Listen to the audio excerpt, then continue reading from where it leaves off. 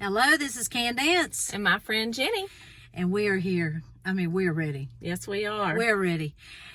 Jenny here is about to go out of town. Yes. So we just want to get on here real quick. Yes, I won't be here to make our normal, we've been doing it. We never really set a day, but we've been doing it a lot of times on Wednesday.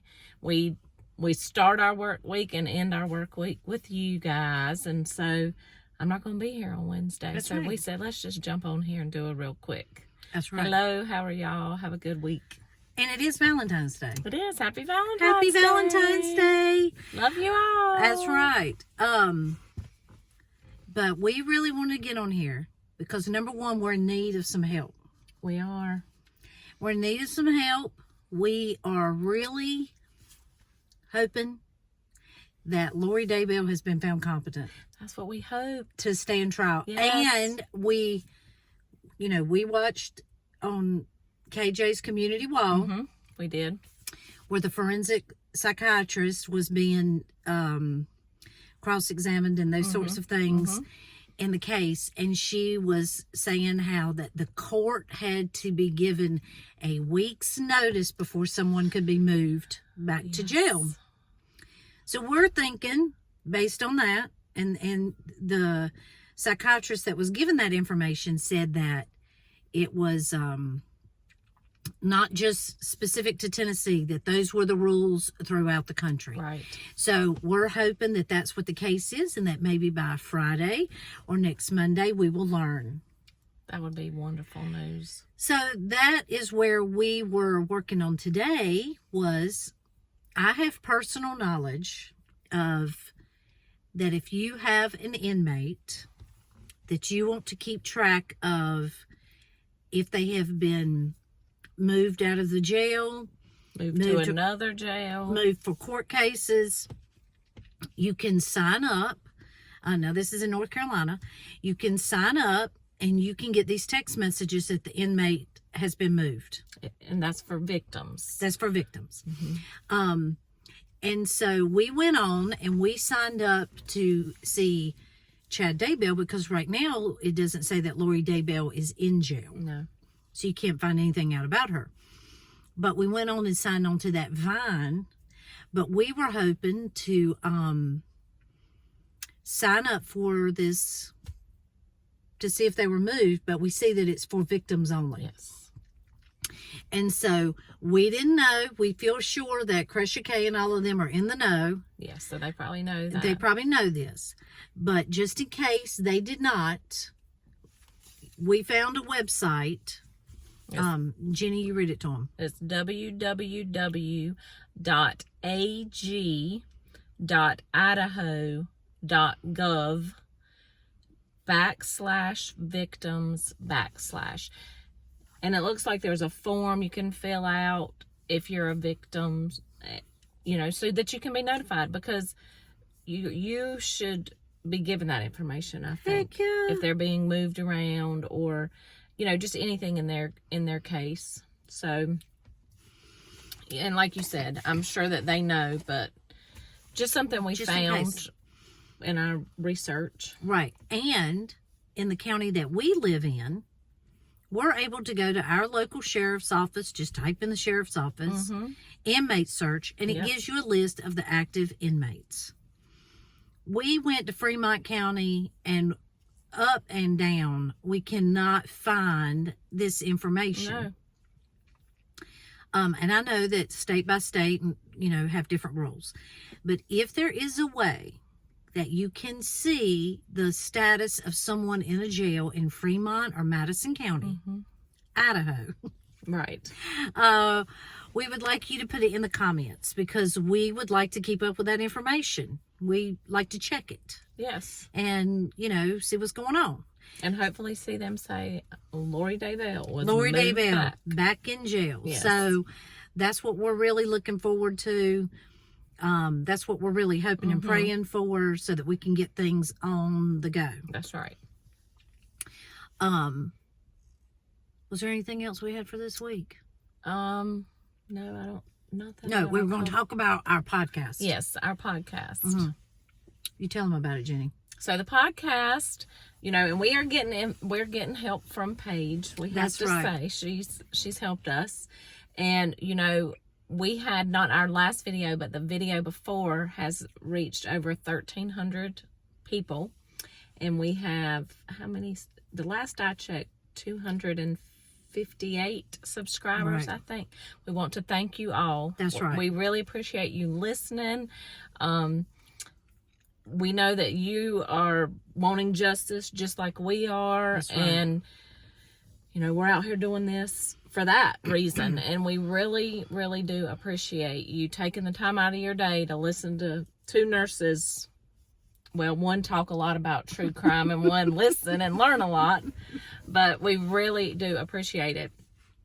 So Paige said with the podcast, it might be good to change that up a little bit. Now, we still are going to put our videos that we do on YouTube. We're going to put those on the podcast as well. But we may throw some extra videos in there talking about other cases.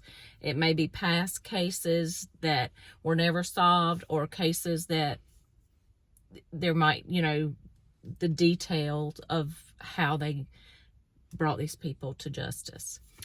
So we just recorded an episode. We did. It'll come out tomorrow. And it is on Susan Cox Powell. Yes. Now, I didn't know about this she case. didn't know anything about it. So it's a lot of me going, oh my gosh. Yes. And if you have been going through the Lori and Chad Daybell case, and just every time you turn around, you're like, what? Mm-hmm. I can't believe they got away with that. I can't believe that happened. I can't believe Charles was having to endure that. Tammy was having to endure that. I mean, it's just on and on. And all the times that someone could have made a difference. That's right. And someone could have made a difference. Yes. And so I knew about Susan Cox Yes. Powell because, I mean, like I said, back in 2009 when she disappeared, I was all in on the court Right. TV. I mean, Right. I'm just going to be honest with you. I was all in on it. And so they were questioning the husband. The case has just overwhelmingly icky details in it that poor It's Susan awful. had to endure at the hands of her father-in-law. Two more children died unnecessarily. But they may have found her remains. They found some remains in a mine in West Valley, Utah. Mm-hmm. And this was close to where they believe he had been. They believe he had been.